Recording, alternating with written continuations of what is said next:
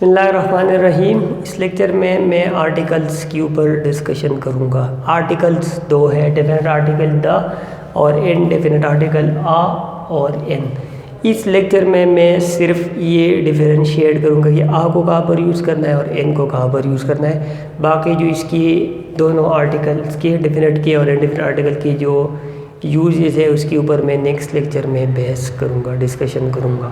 आ और एन का जो डिफरेंस है वो साउंड की वजह से है। अगर कोई वर्ड वाविल साउंड से स्टार्ट है, उसका इनिशियल साउंड वाविल है तो उसके साथ हम एन लगाएंगे। अगर कोई वर्ड कॉन्सोनेंट साउंड, उसका इनिशियल साउंड जो है वो कॉन्सोनेंट है तो उसके साथ हम आ लगाएंगे। अब पॉइंट ये है कि वाविल साउंड कौन सा साउंड होगी और कॉन्सोनेंट साउंड कौन सी साउंड होगी।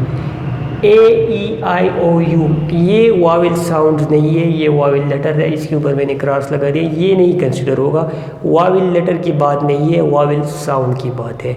अब वाविल लेटर क्यों नहीं कंसिडर होगा? क्योंकि अगर हम वाविल लेटर अप्लाई करते हैं, ये फार्मूला अप्लाई करते हैं तो फिर तो यूनिवर्सिटी के साथ एन आना चाहिए था, क्योंकि यूनिवर्सिटी तो यू इस कैटेगरी में है।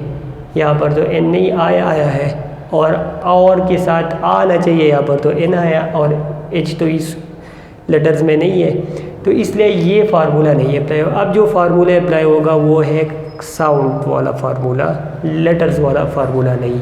अगर किसी वर्ड का इनिशियल साउंड वाविल है तो उसके साथ हम एन लगाएंगे। किसी वर्ड का इनिशियल साउंड कॉन्सोनेंट है उसके साथ हम आ लगाएंगे।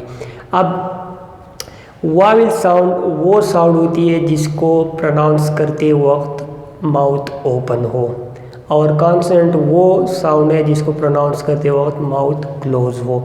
अब ये माउथ ओपन क्यों होती है, क्लोज क्यों होती है, उसकी रीज़न ये है कि जब साउंड प्रोड्यूस होती है तो एयर रिलीज़ होती है। अब अगर ये एयर विद इंटरप्शन रिलीज़ होती है तो इसको हम कॉन्सोनेंट साउंड कहते हैं। विदाउट इंटरप्शन या विदाउट हिंड्रेंस ऑब्स्ट्रक्शन रिलीज़ होती है तो इसको हम वाविल साउंड कहते हैं। अब ये इंटरप्शन क्यों आती है? तो इंटरप्शन आती है जब आर्टिकुलेटर्स वो स्पीच ऑर्गन या वो ऑर्गन्स जो स्पीच प्रोडक्शन में इन्वॉल्व हो, वो जब इन टच आते हैं तो जो साउंड प्रोड्यूस होती है वो कॉन्सोनेंट, क्योंकि उसकी रिलीज़ होते वक्त ऑब्स्ट्रक्शन आती है, इंटरप्शन आती है। ये जो साउंड है, फॉर एग्जांपल ये जब हम प्रोनाउंस करते हैं फ्रॉम या फॉर, अब इसका जब हम इनिशियल या फैन ले लें, इनिशियल लेटर जब हम प्रोनाउंस करते हैं तो अपर टीथ और लोअर लिप ये एन टच आते हैं। जब ये एन टच आते हैं तो इसकी वजह से इंटरप्शन, और इस इंटरप्शन की वजह से एयर फिर विद इंटरप्शन रिलीज़ होती है, विदाउट इंटरप्शन नहीं। तो ये जो साउंड है ये कॉन्सोनेंट साउंड है। अब इसी तरह हम बुक ले लें तो हम आप बुक कहेंगे, इन बुक नहीं कहेंगे उसकी, क्योंकि जब हम बुक प्रोनाउंस करते तो अपर और लोअर लिप एन टच आते हैं और एन टच आने की वजह से एयर विद इंटरप्शन रिलीज़ होती है, विदाउट इंटरप्शन नहीं रिलीज़ होती। तो जब विद इंटरप्शन रिलीज़ होती है तो ये कॉन्सोनेंट साउंड है। कॉन्सोनेंट के साउंड के साथ हम आ लगाएंगे, एन नहीं लगाएंगे। अब इसके साथ यूनिवर्सिटी जब हम प्रोनाउंस करते हैं तो बी आर्टिकुलेटर्स एन टच आते हैं, तो ये जो साउंड इनिशियल साउंड है यूनिवर्सिटी का ये कॉन्सोनेंट है, वाविल है, इसलिए आ यूनिवर्सिटी, एन यूनिवर्सिटी नहीं आएगा। और जब हम प्रोनाउंस करते हैं तो एयर विदाउट इंटरप्शन रिलीज़ होती है, क्योंकि कोई आर्टिकुलेटर्स एन टच नहीं आती है, माउथ ओपन होती है। माउथ ओपन होती है तो कोई आर्टिकुलेटर्स एन टच नहीं आते, इस वजह से जो एयर रिलीज़ होती है वो विदाउट इंटरप्शन, तो इसलिए इसके साथ आ नहीं लगाएंगे, एन लगाएंगे। ये तो एक टेक्निकल तरीका हो गया।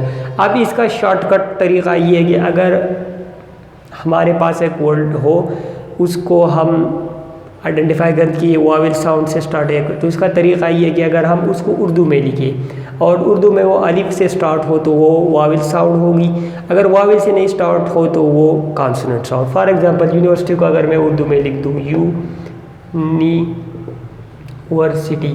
तो ये अलिफ से नहीं स्टार्ट, इसलिए इसके साथ आ यूज़ किया। अब मैं और को उर्दू में लिख दूँ तो इस तरह आएगा, अलिफ से स्टार्ट है इसलिए इन यूज़ किया। तो जो लेटर हम जो साउंड हम जिसको हम उर्दू में लिखे और अगर वो अलिफ से स्टार्ट है वर्ड तो उसको हम वाविल लेंगे, अगर अलिफ से तो उसको हम कॉन्सोनेंट लेंगे। मैं एक दो और एग्जांपल देता हूँ। फॉर एग्जांपल मैं कहता हूँ you have omitted dash R in my name.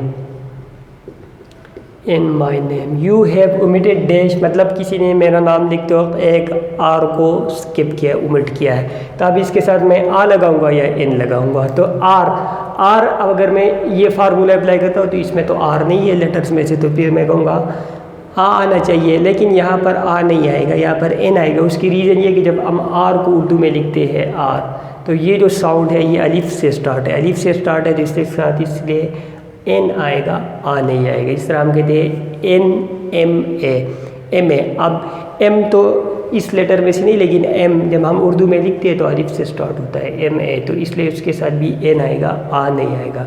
तो पॉइंट ये है कि ये जो लेटर्स है ये वाला फार्मूला नहीं अप्लाई होगा, साउंड वाला फार्मूला अप्लाई होगा। एक तो टेक्निकल तरीका है कि अगर कोई साउंड बग़ैर इंटरप्शन के, मतलब माउथ ओपन हो, कोई आर्टिकुलेटर एंड टच ना हो, तो वो कॉन्सोनेंट वावल साउंड होगी। अगर कोई sound with interruption articulator and touch आने की वजह से आती है, और जब आर्टिकुलेटर्स एंड टच आते हैं तो एयर विदाउट इंटरप्शन नहीं बल्कि विद इंटरप्शन रिलीज़ होती है, तो उसको फिर हम कॉन्सोनेंट साउंड कहेंगे। शॉर्टकट तरीका ये है कि अगर हम उर्दू में उसको देखें तो अगर वो अलिफ से स्टार्ट है तो यहाँ पर फिर हम उसके साथ एन लगाएंगे, N R, N M A, N और जो अलिफ से नहीं स्टार्ट उसके साथ आ यूनिवर्सिटी फॉर एग्जाम्पल।